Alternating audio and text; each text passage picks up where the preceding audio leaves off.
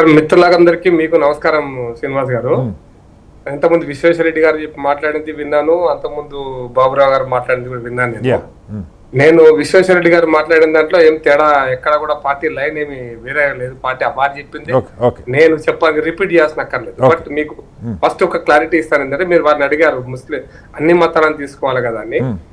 మీకు ఒకటి ఈసారికి ఇంతకుముందు వాజ్పేయి గారి గవర్నమెంట్ షానావాజ్ హుసేన్ గానీ ఇంకొకరు కానీ ఇద్దరు మినిస్టర్లు ముస్లిం ఉండే. మొన్నటి ఫస్ట్ టెన్యూర్ లో కూడా ముస్లిం మినిస్టర్ ఉండే. ఇప్పుడు ఒక క్రిస్టియన్ ఉన్నాడు, ఒక జైన్ ఉన్నాడు, ఒక బుద్ధిస్ట్ ఉన్నాడు. క్రిస్టియన్స్ ఇద్దరు ఉన్నారు, ఒకరు కాదు, ఇద్దరు క్రిస్టియన్స్ ఉన్నారు, ఒక బుద్ధిస్ట్ ఉండు, ఒక జైన్ ఉండు, హిందువులు కూడా ఉన్నారు, ఒక ముస్లిం కూడా లేడు. ఇప్పుడు ముస్లింస్ అంతకుముందు ఉత్తరప్రదేశ్ ముస్లిం క్యాండిడేట్ మినిస్టర్ ఉండే సార్, మధ్యలో డ్రాప్ అయిన పార్టీ పనిలో ఉన్నాడు. పార్టీ పని కోసం 25% జనాభా లేదు, 18% జనాభా ఉన్నారు సార్ దేశంలో. నేను అందుకోసం బుద్ధిస్ట్ ఉన్నా. నేను మీకు ఇంత చాలా కేటగిరీకి చెప్పిన బుద్ధిస్ట్, జైను, సిక్, క్రిస్టియన్స్ ఇద్దరు క్రిస్టియన్స్ ఉన్నారు అని చెప్పిన. ఇది కంపోజిషన్. మీకు ఆ ప్రశ్న ముందుకు పోండి. ఇప్పుడు ఇద్దరు గవర్నర్ సార్, మొన్నటి దాకా ఆరిఫ్ మహమ్మద్ ఖాన్, ఇప్పుడు గవర్నర్, ఇద్దరు గవర్నర్లు కూడా ముస్లింసే ఉన్నారు సార్. ఆరిఫ్ మహమ్మద్ ఖాన్ కూడా గవర్నర్ గా పనిచేశారు, బీజేపీ గవర్నర్. కేరళ నుంచి వెస్ట్ బెంగాల్ కూడా వచ్చారు, 5 ఏళ్ళు పనిచేశాడు. కొత్త గవర్నర్ మీకు తెలుసు, మొన్న దాకా ఆంధ్రప్రదేశ్ లో గవర్నర్ కూడా ముస్లిం అతనే సార్. కాబట్టి గవర్నర్ ఎక్కడెక్కడ అవకాశం వస్తే అక్కడక్కడ పరిస్థితులను బట్టి. అన్నిటికంటే ఇంట్రెస్టింగ్ పాయింట్ ఏంటంటే సార్, మీకు గుర్తు చేస్తున్నా, ఈ దేశంలో ఏపీజే అబ్దుల్ కలాం లాంటి వాళ్ళు భారత రాష్ట్రపతిగా వచ్చినటువంటిది అటల్ బిహారీ వాజ్పేయి గారి కాలంలోనే సార్. వారు భారత రాష్ట్రపతిగా ఆ స్థాయిలో గొప్ప వ్యక్తిగా వచ్చినటువంటి వ్యక్తి, సైన్స్, దేశాభివృద్ధి, జాతి కోసం వచ్చిన వాళ్ళు. ఇదంతా కూడా నేను మీకు జస్ట్ మీ ద్వారా వ్యూవర్స్ తెలవడం కోసం చెప్పాను. రెండో పాయింట్ నేను పెద్ద దయాకర్ గారు మాట్లాడి విన్నాను. సెక్యులర్ అనే పదాన్ని భారత రాజ్యాంగంలో పొందుపరిచినప్పుడు నేను దాని మూలాలకే పోతున్నాను సార్. చెప్పండి. ఒక మీ ద్వారా ఇంతమంది మీరు అడిగారు, చాలా ఇంట్రెస్టింగ్ క్వశ్చన్. హజ్కి ఇస్తున్నప్పుడు జెరూసలాం కి ఇవ్వచ్చు కదా, మానసరోవర యాత్రకి ఇవ్వచ్చు కదా, లేదు ఇవ్వట్లేదు. చెప్తా సార్, చర్చ అదే చెప్తాను. అయితే జరిగింది ఏంటంటే, మీకు సెక్యులర్ పదానికి వచ్చినటువంటి మీనింగ్ ఏంటంటే సార్, ప్రభుత్వానికి మతం లేదు అనేటువంటిదే. అది వెస్టర్నైజ్డ్, అదే యూరోప్ లో వచ్చింది. అది వాటికన్ సిటీ వల్ల యూరోప్ దేశాలలో, ప్రజాస్వామ్య దేశాల మీద వాటికన్ ఆధిపత్యాన్ని ప్రశ్నించినప్పుడు దానికి ఒక పదం ఉపయోగించి సెక్యులర్ అన్నారు. అది సెక్యులర్ భారతదేశానికి కూడా అదే సెక్యులర్ అనే రాజ్యాంగంలో పొందుపరిచారు. సెక్యులర్ అనే పదానికి అన్ని మతాలు సమానం కాదు సార్. కరెక్ట్ గా నిర్ణయం డెఫినేషన్ కరెక్ట్ తీసుకుంటే అన్ని మతాలు సమానం కాదు, అన్ని ధర్మాలను పదం ఉపయోగిస్తారు. లేదా ధర్మ నిరపేక్షత అనే పదం కూడా ఏ ధర్మానికి సంబంధం లేదు, ధర్మ నిరపేక్షత హిందీలో వస్తుంది పదం. ఇవి రెండు కూడా తప్పేశారు. భారత రాజ్యాంగంలో సెక్యులర్ పదం అనేది ప్రభుత్వానికి మతం లేదు. ఉదాహరణకి నరేంద్ర మోడీ గారి ప్రభుత్వంలో బియ్యం ఇస్తున్నారు. హిందువులకు బియ్యం, ముస్లింలకు బియ్యం లేకుంటున్నాయా? స్కూల్ కట్టిస్తారు. హిందువుల స్కూల్ ఒకటి, ముస్లింల స్కూల్ లేకుంటుందా?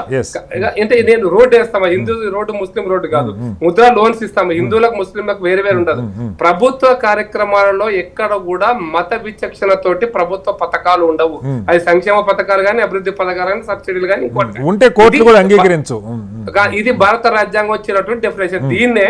దీన్నే మీరు చెప్పినటువంటి అంశానికి ఏంటంటే, ఉమ్మడి ఆంధ్రప్రదేశ్ రాష్ట్రంలో ఇట్లాగే జెరూసలాం కి రాజశేఖర్ రెడ్డి గారు ప్రతిపాదన పెట్టినప్పుడు, జెరూసలాం పోయే వాళ్ళకు సబ్సిడీ ఇవ్వాలని ఉమ్మడి ఆంధ్రప్రదేశ్ లో ప్రపోజల్ పెట్టినప్పుడు ఎవరో పిటిషన్ వేశారు. వేస్తే దాని మీద ఆంధ్రప్రదేశ్ హైకోర్టు ఒక జడ్జిమెంట్ ఇచ్చింది సార్. ప్రజలు పన్ను రూపంలో కట్టి ఏ ఒక్క రూపాయిని కూడా ఏ మత కార్యక్రమాల కోసం ఖర్చు పెట్టొద్దు. This is the real description, interpretation of the secular అనే పదానికి. అట్లాగే సార్, ఇందాక శశిధర్ గారు ఒక మాట అడిగారు. చాలా రాష్ట్రాలలో నిజంగా ప్రజలు ఇచ్చే డబ్బుని ఏ మతాన్ని ఖర్చు పెట్టకూడదు, ఆ మతం కోసం, ఆ దేవుడి కోసం ఇచ్చే డబ్బును కూడా ప్రభుత్వాలు వాడుకోకూడదు, నిజంగా ధర్మంగా మాట్లాడితే. అందుకోసం మేమేమంటున్నామంటే సార్, మతం అనేటువంటిది అది వ్యక్తిగతమైంది, కుటుంబపరమైంది, సామాజిక పరమైంది, ఆ వర్గాల యొక్క ఇంట్రెస్ట్ అంతే. మరి ఇప్పుడు నేను అంటుంది అదే సార్, ఇప్పుడు ప్రభుత్వాలు, ఉదాహరణకు ఆంధ్రప్రదేశ్ ప్రభుత్వం, మీ కూటమి ప్రభుత్వం ఉంది, చాలా కాలంగా ఆర్ఎస్ఎస్ లాంటివో, విహెచ్పి లాంటివో మాట్లాడుతున్నాయి. మరి బీజేపీ కూడా అక్కడక్కడ మాట్లాడుతుందో తెలియదు. గుడ్లకు ఉన్నటువంటి ఆదాయాన్ని, ఎందుకంటే హెచ్ఎంటీ ఒక పెద్ద కార్యక్రమం చేస్తుంది వీటి మీద, గుళ్ళకు వచ్చే ఆదాయాన్ని, ఎండోమెంట్ ఆదాయాన్ని ప్రభుత్వాలు తీసుకోకూడదు, వాటికే ఖర్చు పెట్టాలి, ఆ మతాలకే వాళ్ళకే ఇచ్చేయాలన్నది. ఎందుకంటే మనం చర్చిలకు వచ్చే డబ్బులు ప్రభుత్వాలు తీసుకోవట్లా, మసీదుకి వచ్చే డబ్బులు ప్రభుత్వాలు తీసుకోవట్లా, గుళ్ళకు వచ్చే డబ్బులు మాత్రం ఎండోమెంట్ శాఖ పేరుతో తీసుకుంటా ఉన్నారు. దీన్ని మరి ఎందుకు ఒక ఉద్యమంగా బీజేపీ, మీ ప్రభుత్వం ఉంది, మీరు ఉద్యమం చేయక్కర్లా, దాన్ని ఆ వర్గాలకు ఇచ్చేయచ్చు, అది ఎందుకు జరగదు? జరుగుతుంది సార్. దానికి భారతదేశంలో సెక్యులర్ కాంగ్రెస్ ప్రభుత్వం, నేను బలం ఉపయోగిస్తున్నా, నేను ఐరానిక్ గానే ఉపయోగిస్తున్నా, సెక్యులర్ కాంగ్రెస్ ప్రభుత్వం భారతదేశంలో భారత ప్రభుత్వం తరఫున చట్టం చేసింది సార్. ఆ చట్టం ప్రకారమే ఎండోమెంట్స్ డిపార్ట్మెంట్ అంటూ వచ్చింది సార్. అది ఆ చట్టాన్ని మార్చాల్సిన అవసరం ఉంది, అది మారుతుంది సార్. ఎన్ని సంవత్సరాలకి మారుతుంది సార్? 12 ఏళ్ళుగా మీరు అధికారంలో ఉన్నారు. సరే సార్, నేను అందుకోసం ఎన్ని సంవత్సరాలు అనేది సార్ 370 మార్చడానికి వాజ్పేయి గారి ప్రభుత్వం పూర్తయిన తర్వాత మోడీ గారి ప్రభుత్వంలో మొదటి తరం పూర్తయిన తర్వాత రెండోసారికి వచ్చింది సార్. అది మీరు ట్రిపుల్ తలాక్ అంటే ఇంకా చాలా విషయాలు ఉన్నాయి. ఎప్పుడెప్పుడు వస్తాయి? ట్రిపుల్ తలాక్ కోర్టు జడ్జిమెంట్ లేండి, ప్రభుత్వం అందుకోసం చెప్తున్నాను. ఇప్పుడు గోరక్ష ఉంది, అది ఎప్పుడు వస్తుంది అంటే వస్తుంది, తప్పకుండా వస్తుంది. లేదా ఇంకొక అంశం వస్తుంది అంటే నేను దాని లోపలికి పోతలేను. కానీ ప్రభుత్వం ఏంటంటే సార్, ఇది జరిగే రోజు జరుగుతుంది, దానికి ఎట్లా ప్రభుత్వం ఏం చేయాలి, దానికి ఇంకా చాలా సమస్యలు కూడా ఉన్నాయి. మీరు ఎండోమెంట్స్ కాకుండా ఏ రూపంలో రావాలనేది దాని మీద చర్చ జరుగుతలేదు మీరు అనుకోవాలని చర్చ జరుగుతుంది. అయితే మీరు ఇందాక ఒకటి చెప్పారు సార్, నేను అంటుంది అంటే మీరు చాలా పర్సనల్గా చాలా గౌరవం ఉన్న వ్యక్తి నాకు. మీరు కూడా పాయింట్ ఏంటంటే విశ్వేశ్వరరెడ్డి గారు చెప్పినా మీరు చెప్పినా ప్రభుత్వానికి మతం లేదు, మీరే చెప్పారు, రోడ్లు వేసినా పథకాలు పెట్టినా అందరికీ. అట్లాగే పార్టీలకు కూడా మతం ఉండకూడదు, పార్టీలు ఒక రాజ్యాంగానికి లోబడి రాజకీయ పార్టీలు. ఇక్కడ సమస్యలు సార్. నేనేమంటానంటే, నేను ఎప్పుడో ఒక 20 ఏళ్ళకి సునామీ వచ్చిన రోజు నాకు గుర్తుంది సార్. సునామీ వచ్చిన రోజున ఇజ్రాయెల్ లో ఉన్న ఒక 5 పొలిటికల్ పార్టీ యూత్ వింగ్స్ తో నేను మీటింగ్ లో కూర్చున్నా. అంటే నేను ఎగ్జాంపుల్ చెప్తున్నా. అక్కడ కూడా నేను అది బీజేపీకి కూడా మతం లేదు సార్. మేము అందుకోసమే ఇప్పుడు మీకు చాలా క్లారిటీ గుర్తుపెట్టుకోండి సార్. భారత అంటే ఎలక్షన్ కమిషన్ దగ్గర ఒక రాజకీయ పార్టీ రిజిస్ట్రేషన్ చేసుకునేటప్పుడు రాజ్యాంగం యొక్క మూల సూత్రాలైన సోషలిజం, సెక్యులరిజం అనే పదాలను మా పార్టీ యొక్క రాజ్యాంగంలో పొందుపరుచుకున్నాము. దాన్నే మేము గాంధీయన్ సోషలిజం అన్నాము, మేము సెక్యులరిజం పాజిటివ్ సెక్యులరిజం అన్నాం. పాజిటివ్ సెక్యులరిజం ఎందుకు చెప్పినామంటే సార్, ఈ దేశంలో మతం అనేది వ్యక్తిగతమని లేదా ధర్మం అనేది ధర్మ నిరపేక్షత అనేది ఇవన్నీ కూడా ఒక రకం యూరోప్ నుంచి తెచ్చుకున్నాయి. మా పాజిటివ్ సెక్యులరిజం ఏంటంటే అన్ని మతాలను గౌరవించడం అనేది పాజిటివ్ సెక్యులరిజం. ఇది భారత రాజ్యాంగంలో సెక్యులరిజం నిర్వచనం అది కాదు.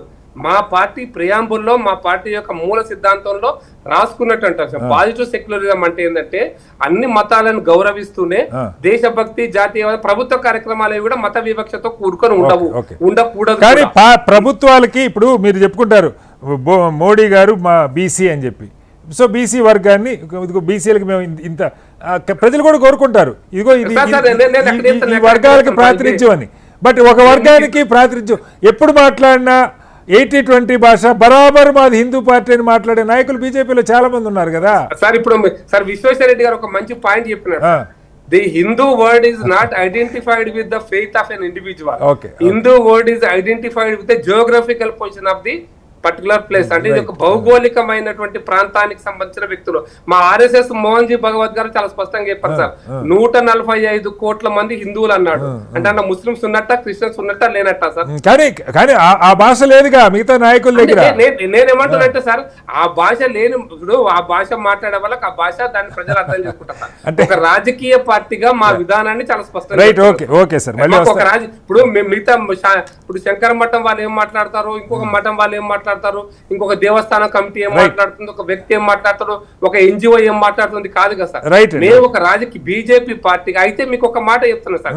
ఈ సందర్భంగా ఒక పాయింట్ చెప్పాలి. మీరు పెద్ద బాబురావు గారు మాట్లాడారు, మత ఉన్మాదం అనేటువంటి పదం ఉపయోగించారు. నేనేమంటున్నా అంటే సార్, ఈ దేశంలో నేను అంబేద్కర్ గారు రాసినటువంటి పుస్తకంలోంచి రెఫర్ చేస్తున్నా సార్. అంబేద్కర్ గారికి అభిప్రాయం రెఫర్ చేస్తున్నా. ఈ ప్రపంచంలో రెండు వర్గాలు ఉన్నాయి సార్, ముస్లింస్, కమ్యూనిస్టులు. ఈ రెండు వర్గాలకు కూడా భౌగోళికమైన ఎల్లల పట్ల విశ్వసనీయత లేనటువంటి రెండు వర్గాలు సార్. ముస్లింలకు కూడా మీరు మతం ముఖ్యమా, దేశం ముఖ్యమా అంటే మాకు ముందు మతం ముఖ్యం, తర్వాత జనరలైజ్ చేసి చెప్పకండి సార్, జనరలైజ్ చేసి చెప్పకండి. నేను చెప్తున్నాను సార్, మీరు ఈ దేశంలో ప్రపంచంలో మీరు జనరలైజ్ స్టేట్మెంట్స్ వద్దు సార్. ముస్లింలు అందరూ నాకు మతమే ముఖ్యం అంటారంటే అంబేద్కర్ అన్నా ఎవరన్నా అంబేద్కర్ గారు ఇప్పుడు అంబేద్కర్ గారు రెండు పోల్చాల్సిన పని లేదు సార్. మతం ముఖ్యమా దేశం ముఖ్యం అంటే నా ఇంటి వరకు నాకు నా మతం ముఖ్యం, నా దేశం కోసం నా దేశం ఉంటుంది. రెండిట్లో ఏది ముఖ్యమైన క్వశ్చన్ అసలు ఎందుకు వస్తున్నా నేను అందుకోసం ఉంటా సార్. మతానికి ఇప్పుడు మతానికి దేశానికి మధ్య ఘర్షణ, ఒక ముస్లిం దేశానికి మతానికి ఈ భారతదేశానికి మధ్య ఘర్షణ జరుగుతుంటే ముస్లిం లాయల్టీ లేదా కమ్యూనిస్ట్ లాయల్టీ ఇది ప్రూవ్డ్. ఎందుకంటే 42లో భారత కమ్యూనిస్ట్ పార్టీ రష్యాకు లాయల్ ఉంది కానీ భారత గాంధీజీ చెప్పినటువంటి